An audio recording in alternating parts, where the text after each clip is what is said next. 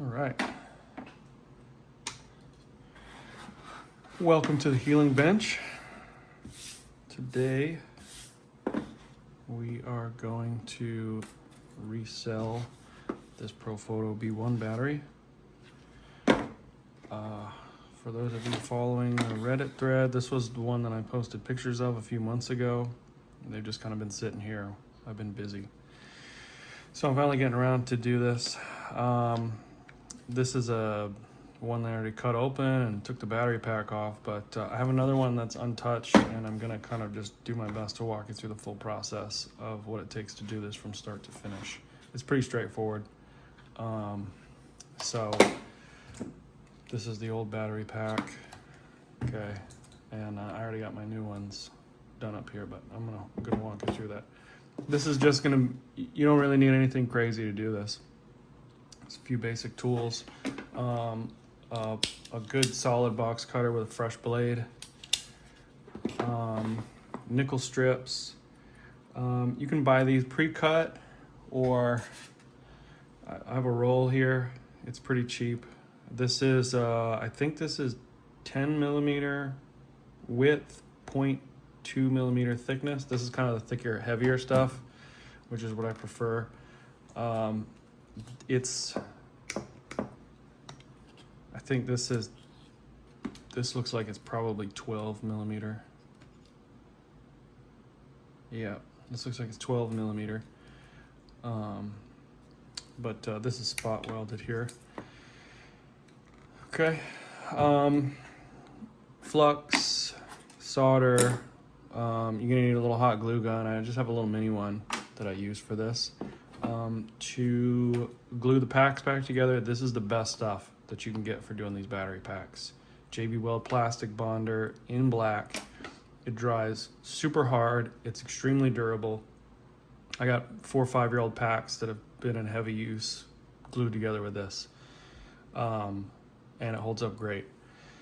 What else? I got a soldering iron with a big fat tip. This is just a 40 or 45 watt weller from Home Depot with the biggest tip that you can get on it.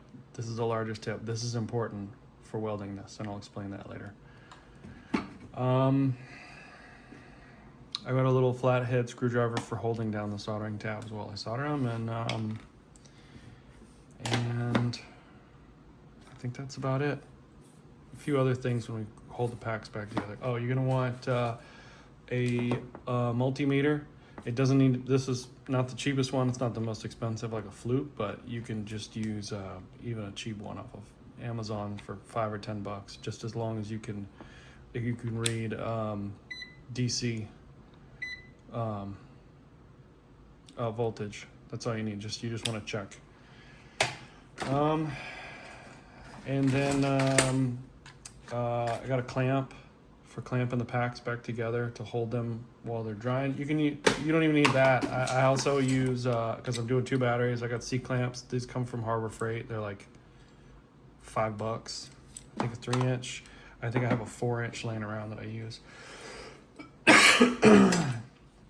for this. So when you open this up, there's a seam here all the way around, and all you're gonna do is just gonna go in this seam. You're gonna try not to open yourself in the process of opening this battery pack. You know, that's why you want a good sharp blade. The most dangerous blade or knife is a dull knife, because they cut and then they catch and then they jerk, and that's how you end up cutting your fingers open or off.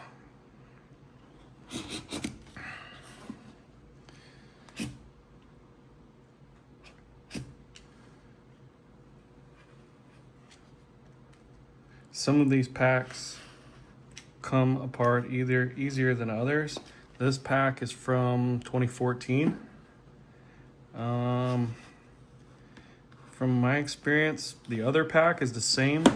This one is a 2014 as well, and it came open pretty quickly, if I remember. It's been a few months since I opened it, but you can see it's already starting to open up here. So, and again, a good sharp blade. Makes the job a lot easier. See if I can't cut myself open in the process here.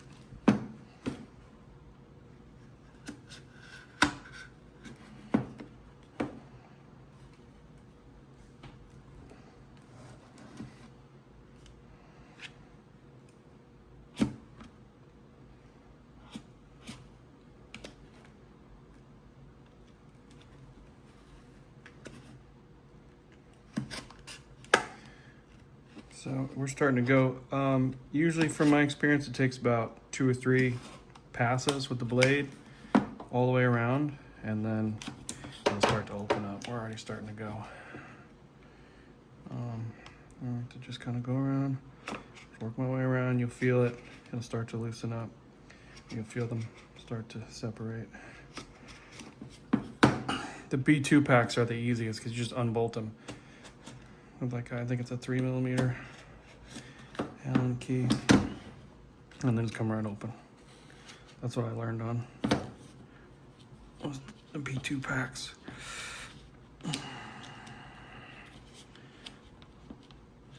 And then if your blade gets, you break the tip off, just go around the other side. Flip it around, and you'll be back in business.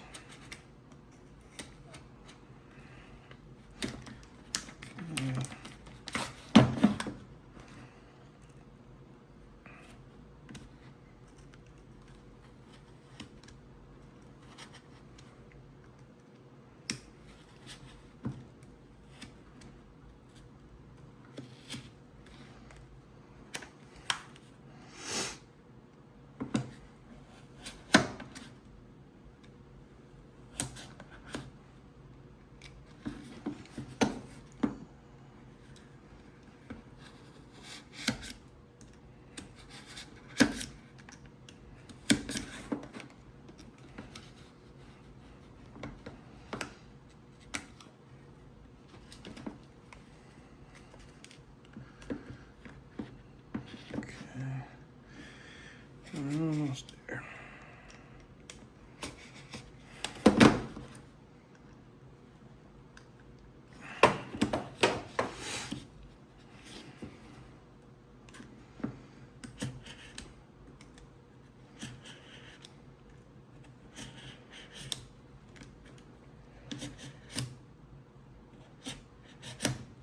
All right, this edge is the one fighting me.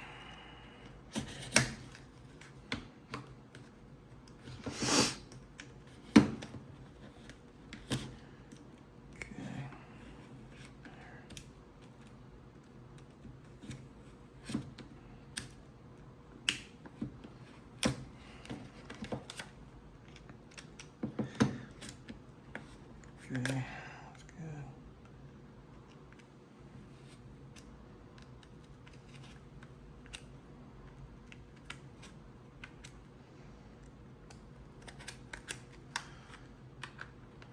Okay.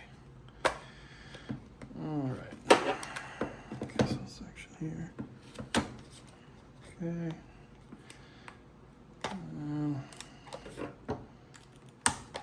Okay. So it's just the top edge.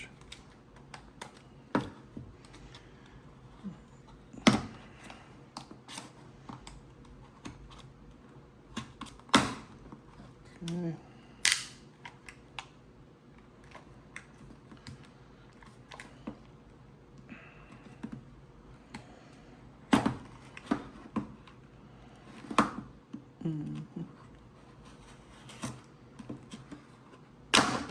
All right. There we go. Now Okay, it's gonna look like going in, or coming out, I should say. It just comes out. That's it. So you have all of your insulating paper. These are let go. I'm gonna glue these back properly on the new pack. These I save. All these little red insulators I replace. I already have on there. So this I think is some sort of fuse, it looks like. More insulator papers. So, okay. So from here, what you're gonna wanna do if you only have one pack open at the time is take a bunch of pictures, because it's important. These colored leads, which are your balancing leads that come off the board, they measure each packs, the voltage increase. So they're all looking for a very specific voltage. So it's very important that you place them at the same location on your new pack. Okay, you got your positive here, your negative is here, soldered on. These look like some sort of heat sensors, just in case you get a runaway, it'll shut the pack down, or if you overheat it or something like that, you know. So you're just gonna wanna document everything if you're unfamiliar with it, or you don't remember, just in case, or like, you know, I take pictures every time. I got a bunch of different pictures of these, because the first ones since I posted have been a month or 2 months or something, I don't know. So, you know, you take your pictures, you'll see how everything's routed, where it's routed to, and you know, you go from there. So that's one pack. I like to keep the shells together, because the way you cut them, sometimes they come out a little different.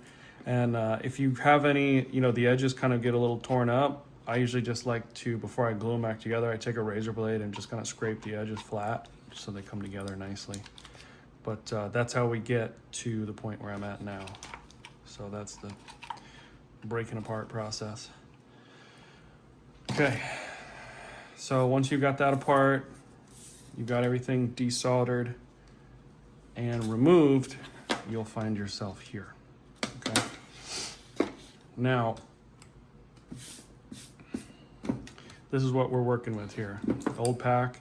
These are Samsung 15Ms, and I'm going to be replacing them with Molicel. What are these? P30Bs. Okay. Now, what I did this is just glued together. These are, I think they use super glue on these. You can see all the, you know, they're coming apart. These are 10 years old. They've seen better days. What I do is I just glue 2 cells together. I do this 4 times, and then I put the 2 that I glued, you know, and then I just build the pack like this. Put 2 on top here, and this is just super glue. Okay.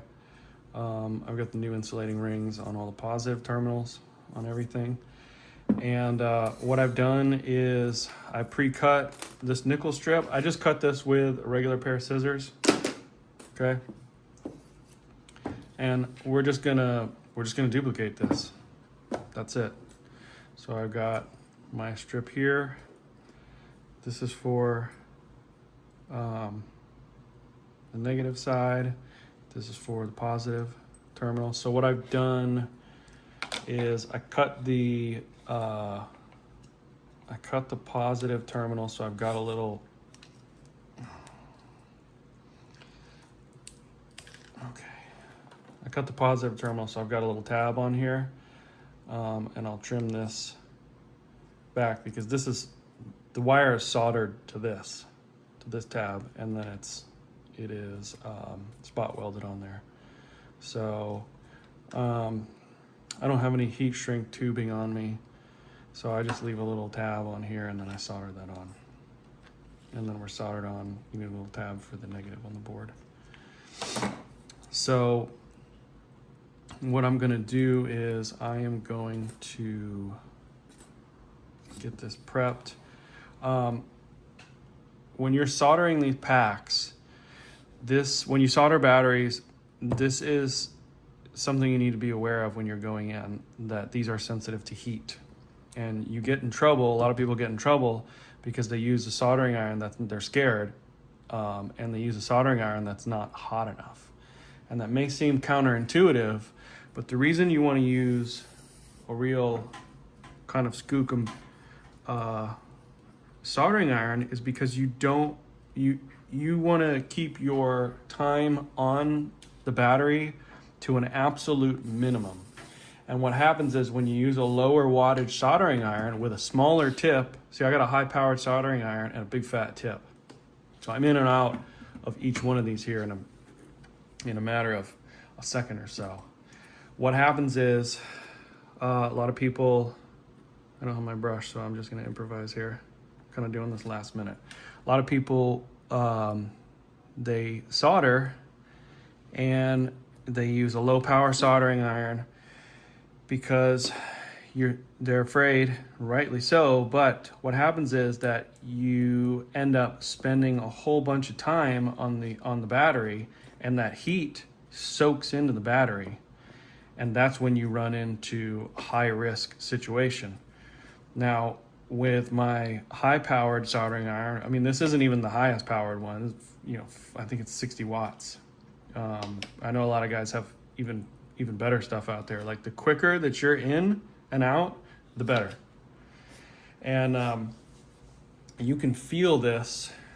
You can feel the heat on this. Like, when I solder it, you can feel the heat here, and you can feel it dissipate over the matter of a few seconds, and then it goes away. And that's what you want, because the heat will cause a runaway type situation. So that's it. I'm just tinning these here and getting them ready to solder the tabs. And so 1,000, 2, 1,000, we're out there in 1 or 2 seconds. So that's why you want a big fat hot soldering iron. Okay, so now my solder is already on the pack. It's already on the batteries, and you can feel here where the top of the cell where I soldered is only a few degrees warmer than the bottom of the cell, and it's dissipating. You can feel it going away. That's what you want. That is where that's going to keep you out of trouble. Okay, so big fat soldering iron tip, cranked all the way up, all the way to 11. Now, what I'm doing here is we're all tinned. This side of the battery is ready to go. What I'm going to do is I'm just going to put a little flux on each side that's going to touch. Okay, I'll line that up. And my screwdriver, because I don't want this to shift, I'll hold this down and we'll get that heat in there. I don't think that connected. I need to move that. No. Okay. So this one will. That one we're in. And that's it. Okay. So what I'm going to do. Open this up.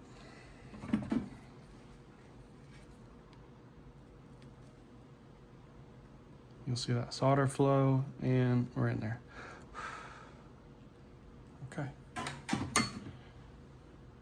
And that's that. Again, you'll feel the heat dissipate. It happens in real time, pretty quick order. Okay. And from here, that's where my negative terminal is going to go. So I'm going to tin this, and that's that. Okay, so that's my negative leg. Now from here,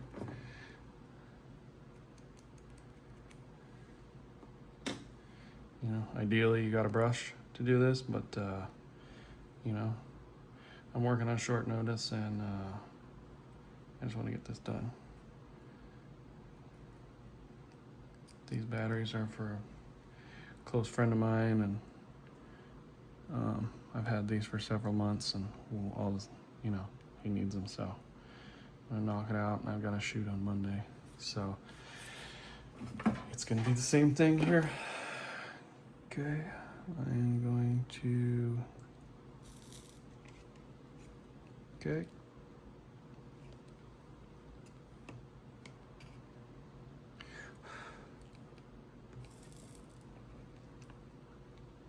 All right.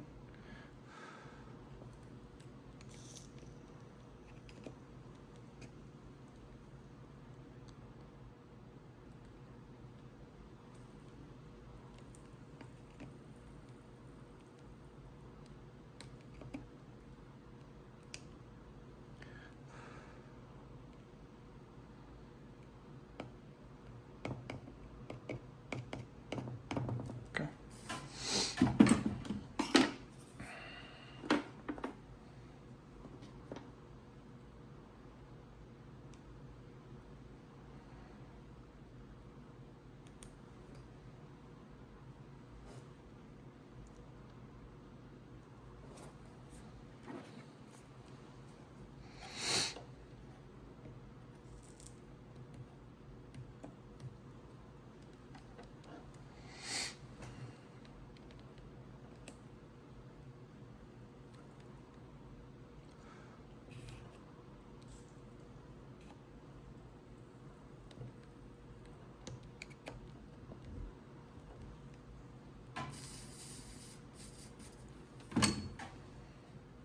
Okay.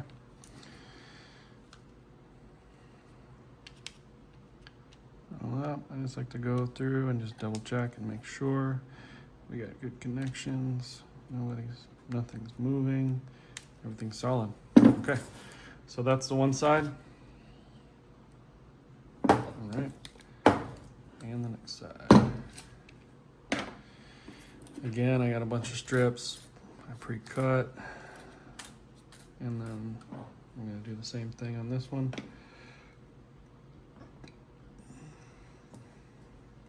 The flux, you just need to get some on here because when you heat it up, it's going to run. So it doesn't need to be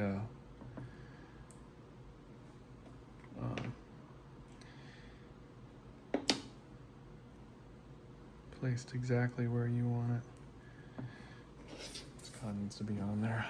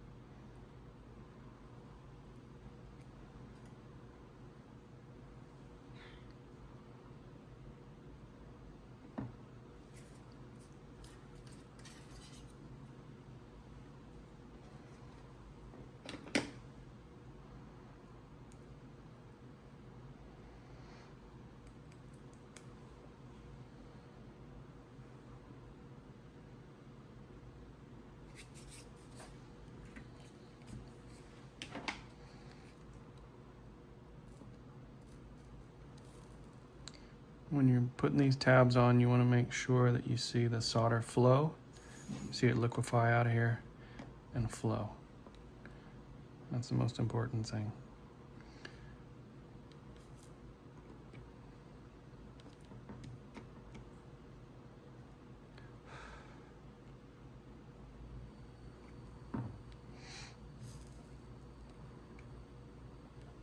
And again, with this fat tip and a good hot, high-powered iron, it makes this easier. most important thing with this is you got to be aware of what's going on. This is dangerous. There's no doubt about it. But so is driving a car. You know,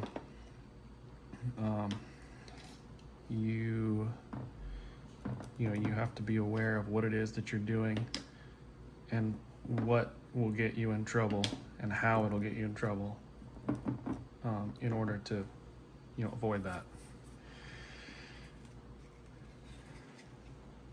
Okay.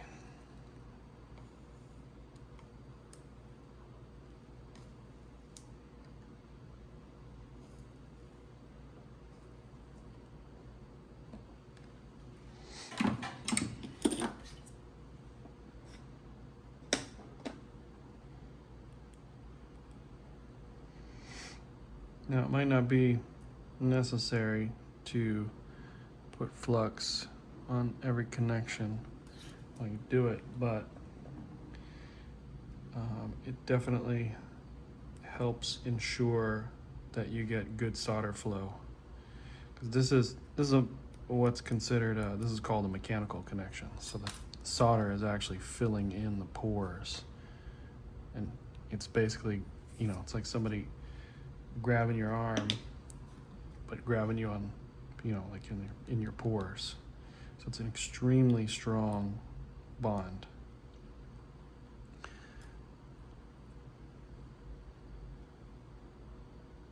And when done right, it lasts and lasts and lasts. It's extremely durable. And also it has very good flow of electricity, or of electrons.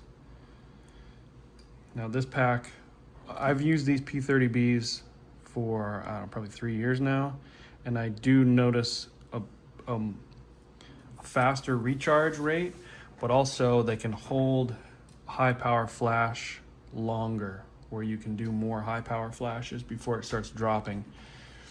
And you probably get anywhere from, I'd say probably a 25% increase in overall life on each charge. Or shots, I should say. Okay.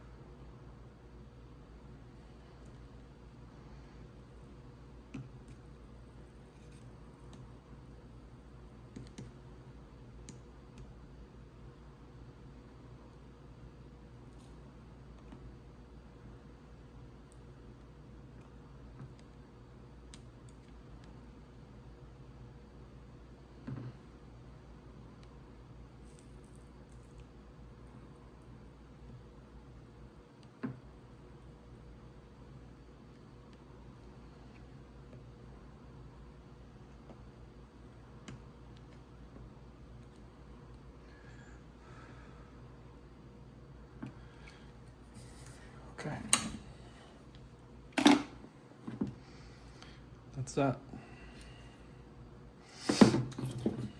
This fish paper I'll remove and attach to the other. So, you're gonna check your work always. Okay.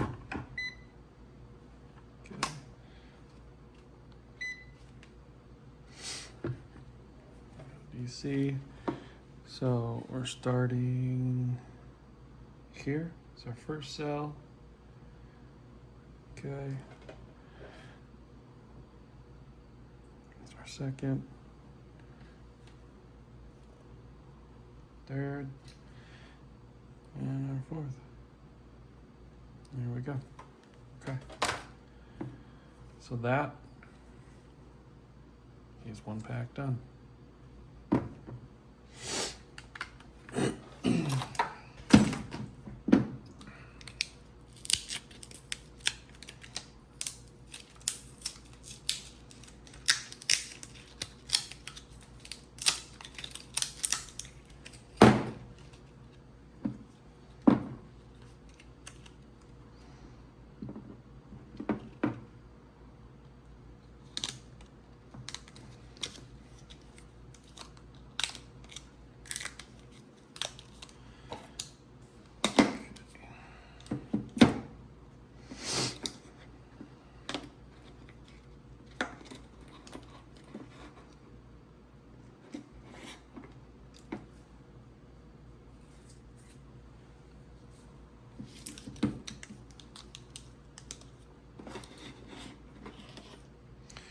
right, so our pack's gonna sit in here like this. Our negative terminal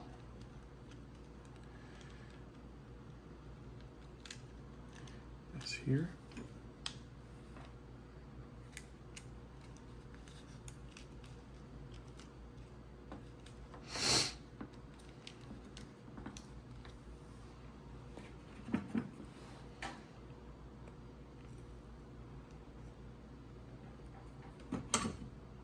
Okay. That's that. Forgot to tin positive.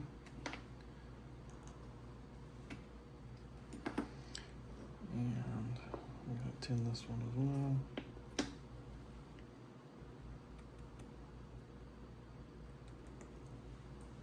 Okay.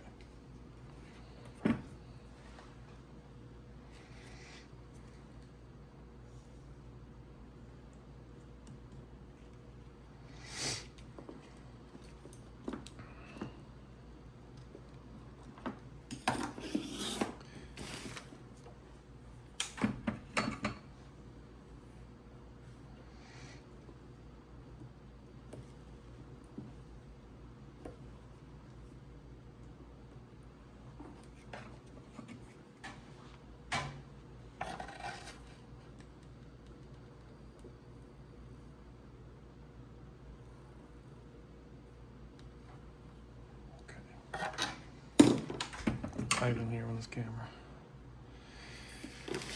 Okay.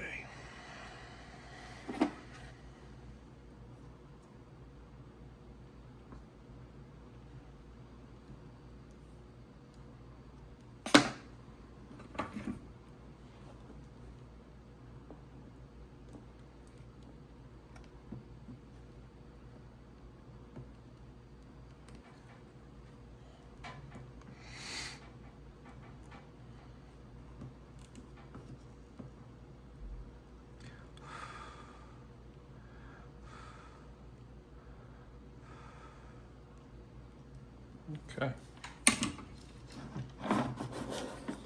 All right. Now let's look at balancing leads.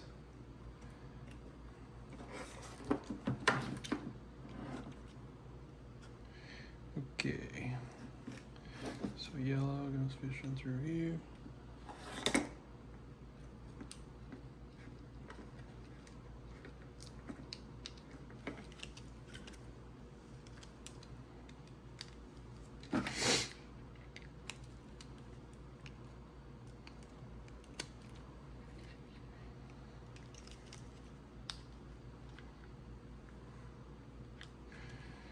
And white goes like so.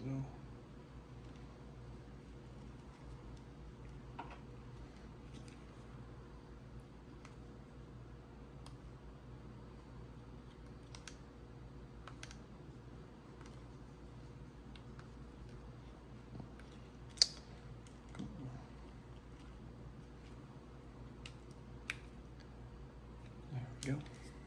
Okay.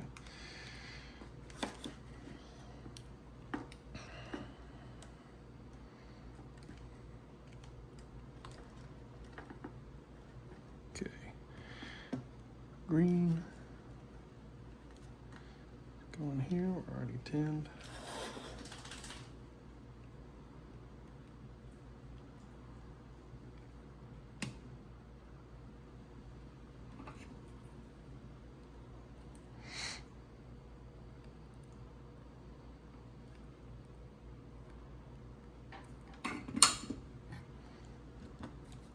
All right.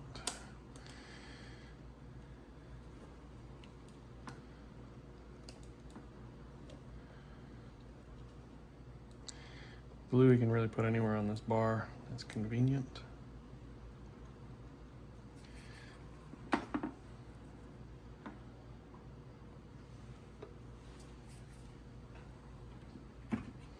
There it is.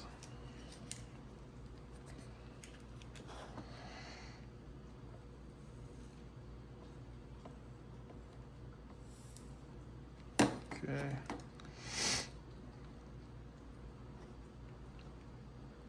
Oof. It gets a little warm on my fingers.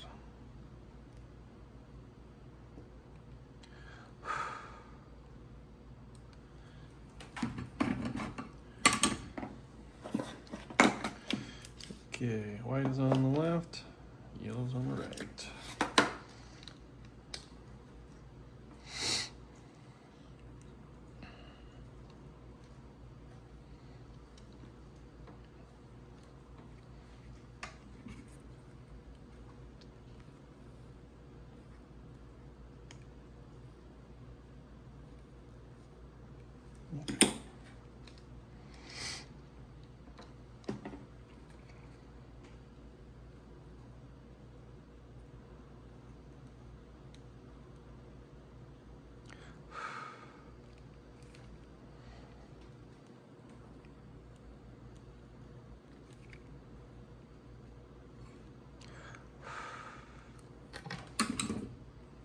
Okay.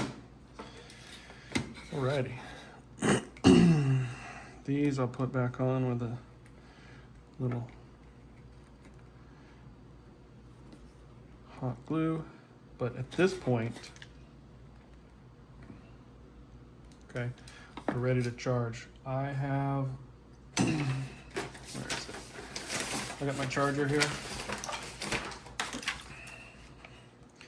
I like to charge these and test them before I glue them back together, just in case. It's easier to correct any issues that you might have. I've never had any problems, but just as a, just as a precautionary measure, I like to just charge them and check them before they get glued back together, because that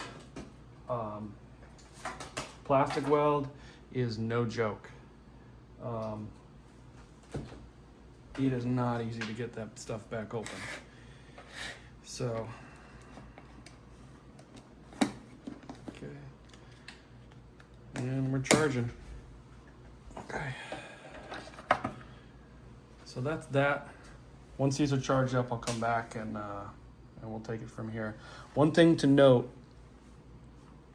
I haven't had the issue on the B1s, but on the B2s, for some reason, when you put a new battery pack, when you resell them, sometimes they don't charge for like 5 or 10 minutes, and you think that you messed it up, but then they come back.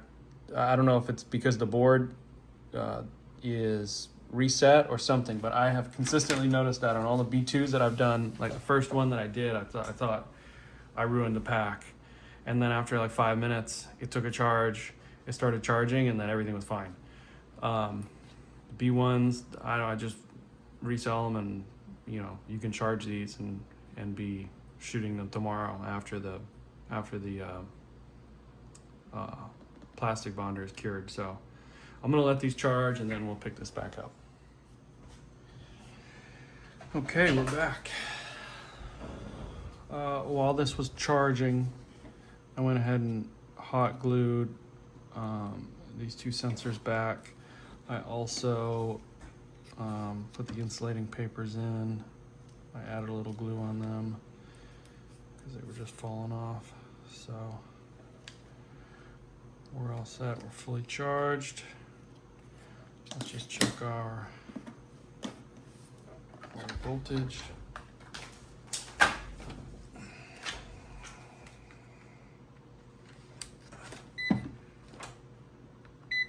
DCs. Okay, let's see what we got here.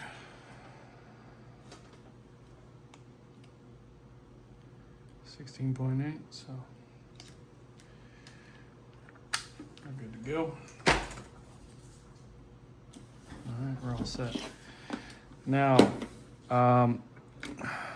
when this is going back together, you're gonna wanna, oh, that came off. Oh, we'll just have to live with that. This pack is tight. There's nothing, there's no like foam or anything in here taking up the gas. This is all kind of just basically like press fit together. And I don't know if you can see here, but this charging port has like a groove in it, and that groove fits in to a groove on the case on one side and on the other. So you want to make sure that's in here. Make sure your wires are all routed right. So that's kind of how that's going to sit on the bottom half. Now on the outer shell, before you want to dry fit this together. You want to look for anything. First you want to take this time, so like you can see this here. You want to clean all these little frays up and any of the old adhesive, or how, I don't know if they heat weld this or what it is, but if you got any big lips or cut marks, you kind of want to clean it up. It'll make the reassembly process a little more forgiving. This looks good. I don't know how they adhere this. They probably heat weld it, but because I mean there's very little visible adhesive. And then on this side, I'm just looking for anything that might get in the way, and this is pretty smooth here. So what I like to do is kind of just test fit it, dry fit it, if you will.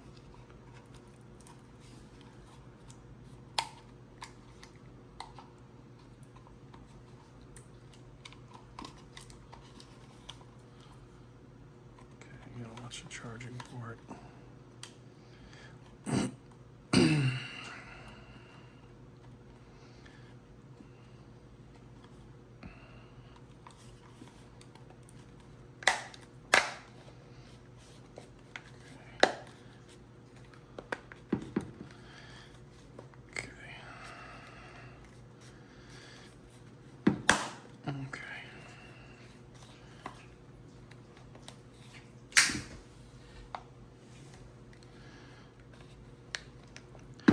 So I'm going to use a clamp to hold this together, but you just want to kind of dry fit this and make sure that nothing's binding.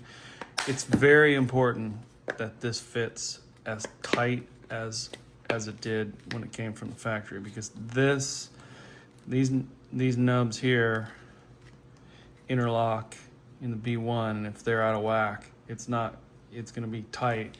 And then also, if you don't get this gap tight, this latch grabbing is completely reliant on this distance to the body in relation to the little notch that this hooks into on the B1 on the strobe.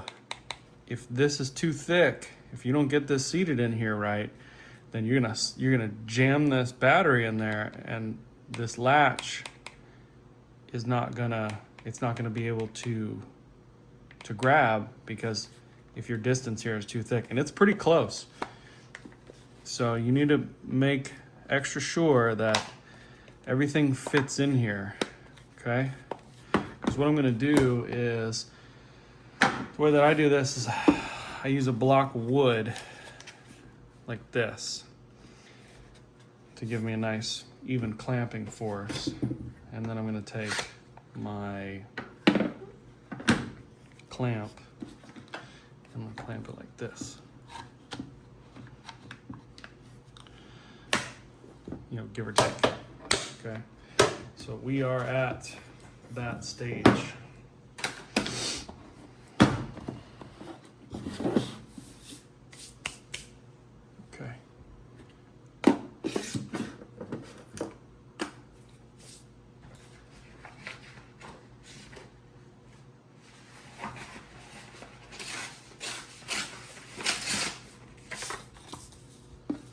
Okay, here we go.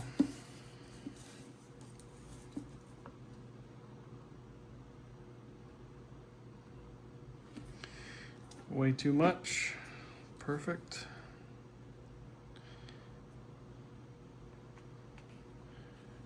what I do like about this particular brand is the cap that they have on here lets you use this. Like I've used one of these. I've kept it for, I don't know, 6 months or a year.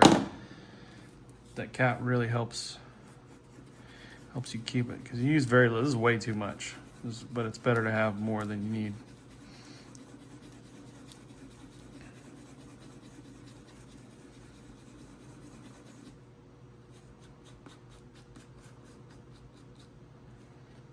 Okay, it's not complete unless you get some on yourself.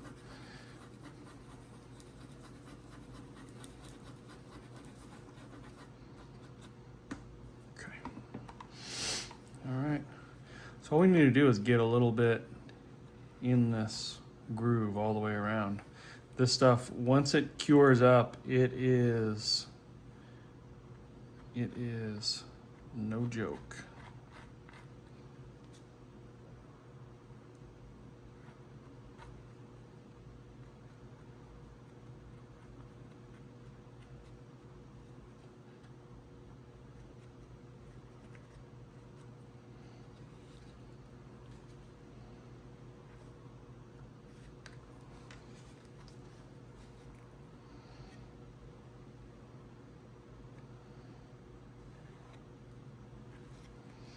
So I'm gonna smear this in the gap, and then when I close it up, a little bit's gonna squeeze out, and then I'll go back and kind of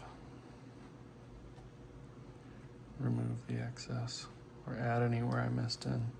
You got about 15 minutes, 20 minutes before the stuff starts to really kind of firm up. So as long as your fitment process, as long as you're sure that, and the other thing is, like, you don't want to leave it like this.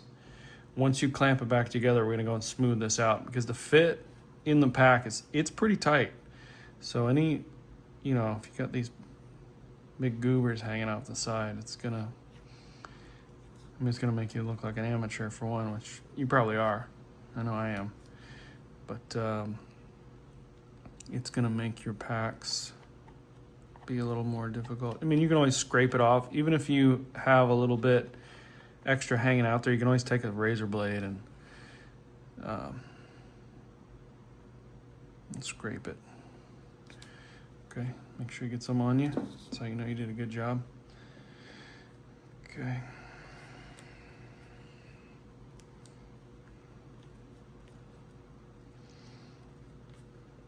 Okay.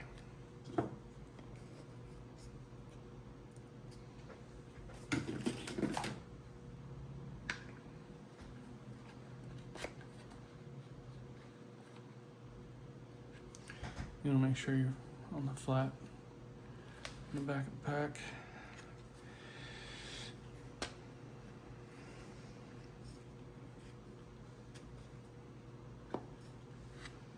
Okay.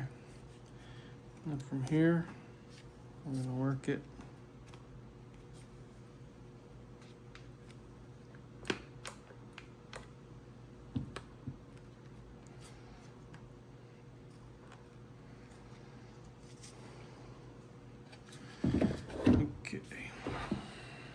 Now it's cleanup time. This nub here on both sides, the more you can clean up while it's still in a liquid form like this, still soft or pliable, whatever you want to call it, the easier it's going to be, because once it hardens up, you're going to have to scrape it with a razor. It's going to be a little more.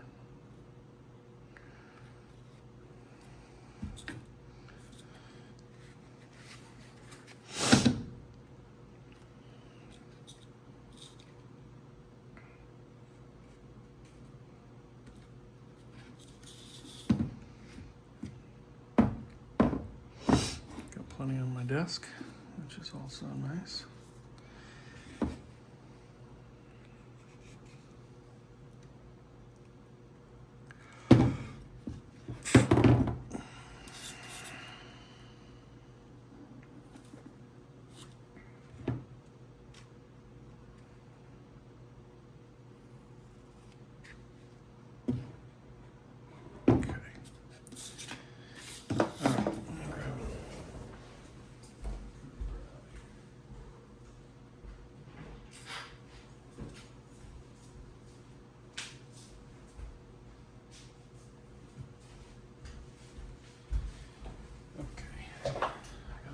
towel's handy.